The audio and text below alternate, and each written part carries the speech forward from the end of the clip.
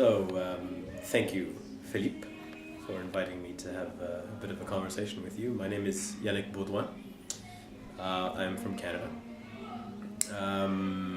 which is always interesting to define yourself as coming from a geographic place. I think for a long time I've found myself being very much a person curious about the world and kind of identifying more with feeling of home and place. So where I come from is more an internal feeling. But that said, I am from Canada.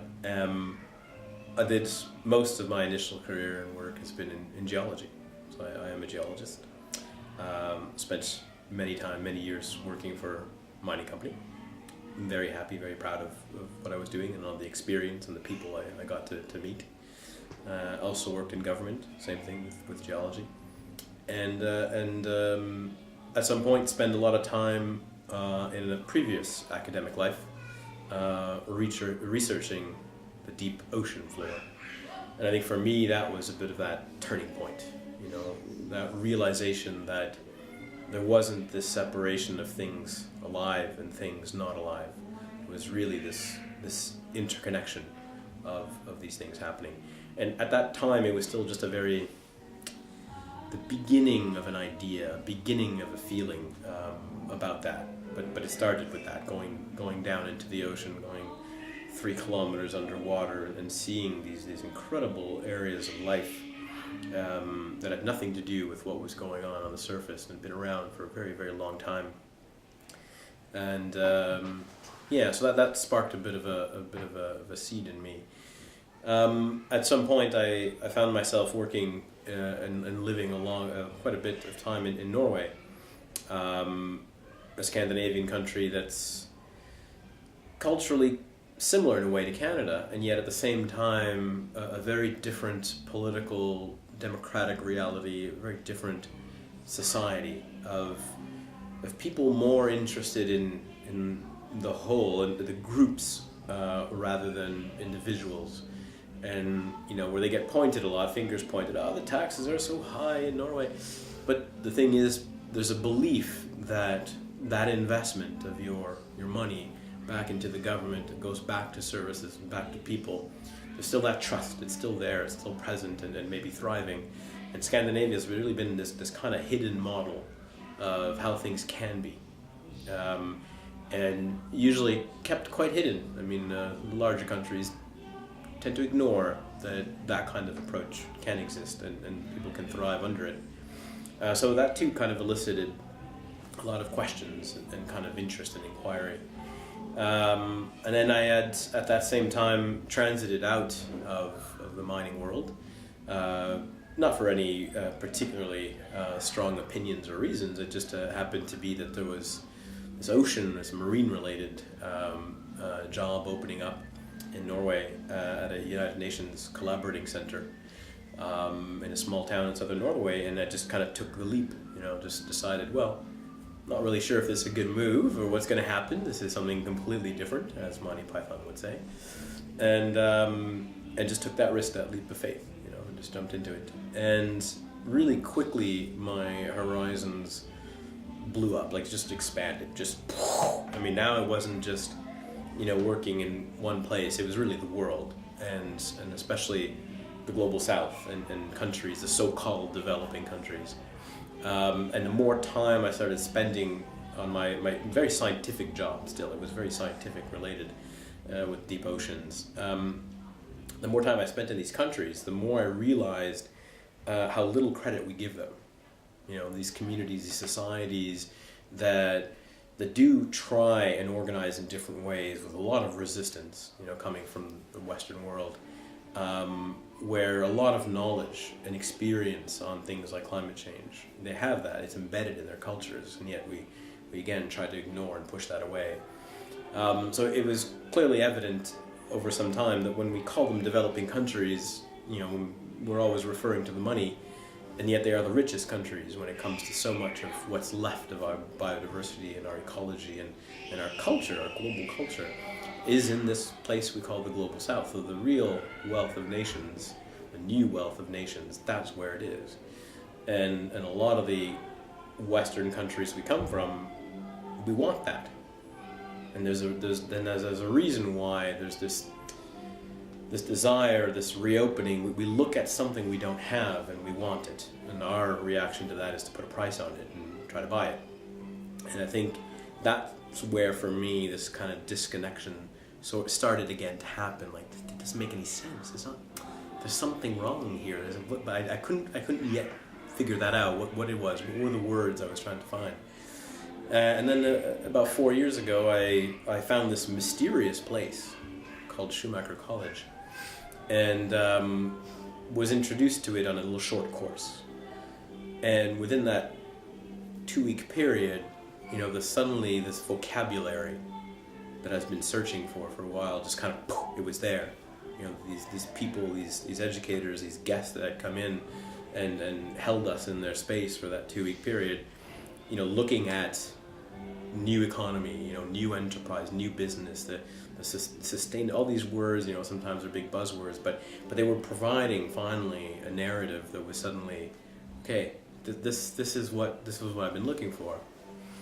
So, and then from there I kind of got hooked a little bit on exploring less about that physical scientific world that I had come through, and much more on this social world and people, how they come together, how they make decisions, why they make decisions at every level, not just the prime minister of a country making a decision, but even people in their own households, how decisions are made, and what this beast of an economy thing we created, what was it? Was it more of this, scientific thing, technical thing that we had created? Was that what it was? Or was it something more of an art form that we've kind of lost the ability to do in a creative and a beautiful way? And instead of doing that, we've kind of lost that emotion, that sensation. We had created this model, this machine almost, that you just kind of put in a lot of data and information, and then you're expecting some kind of an outcome, and we'll adjust it with this tweak and that graph and this input. So of course, for me, it was really coming around that line of this is not a science. Economy is really not a science. Economy is an art.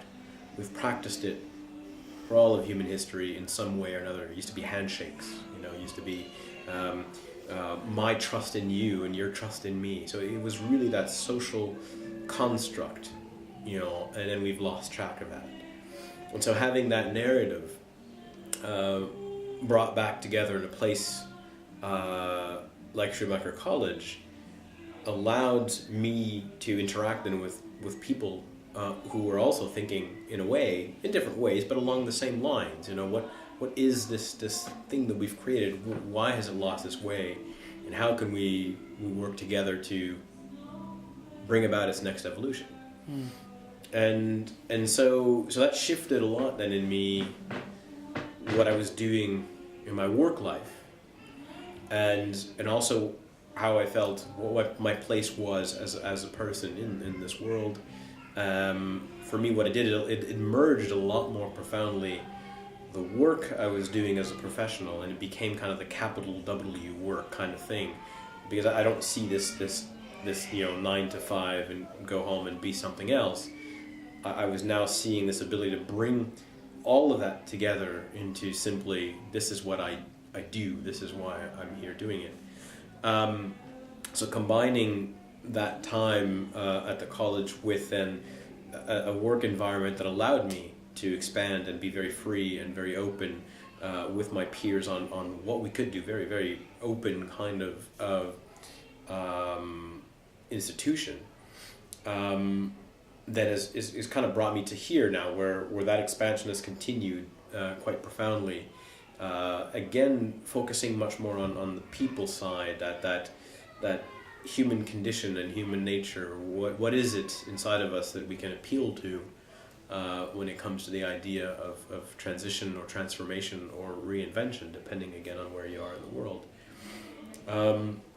So I think I certainly thrive on those encounters, being in places and meeting people and having the conversations without necessarily holding on to expectations that would prevent me from learning.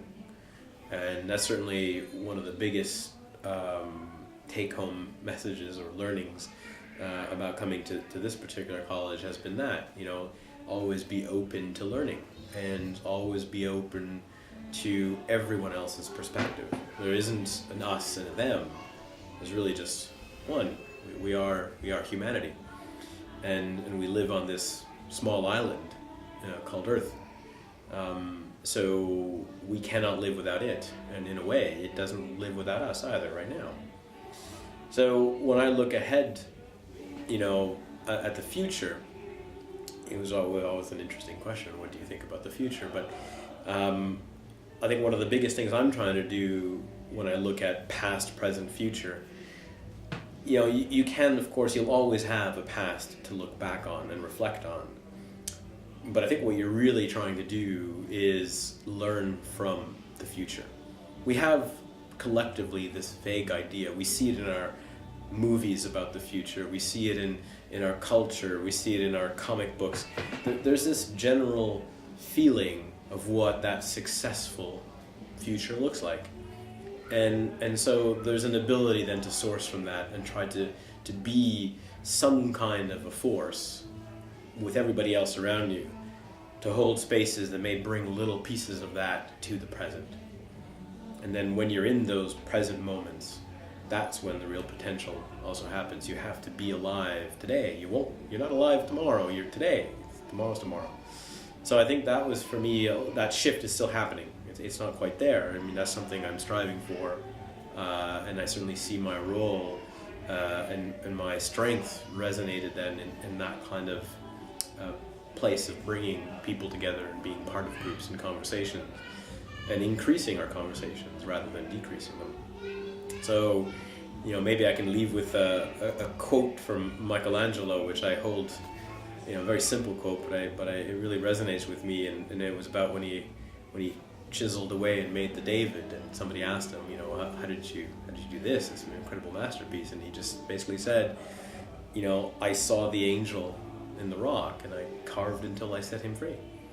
So he sourced from something he could see in his mind's eye in the future, and he just chiseled away everything else that wasn't part of this beautiful angel. And now we have, the David. Thank you.